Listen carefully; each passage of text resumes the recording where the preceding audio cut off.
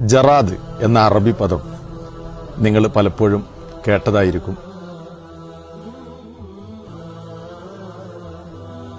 ഇന്ന് ആധുനിക ലോകത്ത് വെട്ടുകിളിയുമായി ബന്ധപ്പെട്ട് ധാരാളം പഠനങ്ങൾ നടന്നിട്ടുണ്ട്. വെട്ടുകിളിയെ സംബന്ധിച്ചിടത്തോളം നമുക്കറിയാം, ഇസ്ലാമികമായി ഈ നിലക്കൊക്കെ പരിചയപ്പെടുത്തുമ്പോഴും അത് ശാസ്ത്രീയമായി അതല്ലെങ്കിൽ ആരോഗ്യപരമായ പല ഗുണങ്ങളും വെട്ടുകിളികളെ കൊണ്ട് ഉണ്ട് എന്നത് ഇന്ന് പഠനങ്ങൾ തെളിയിച്ചിട്ടുണ്ട്. അതുകൊണ്ട് തന്നെ അറബികളുടെ ചരിത്രം നമ്മൾ എടുത്ത് പരിശോധിച്ചാൽ പണ്ട് കാലം മുതൽക്ക് തന്നെ അറബികൾക്ക് വളരെ പ്രിയപ്പെട്ട ഒരു ഭക്ഷണമാണ് വെട്ടുകിളി എന്നത്.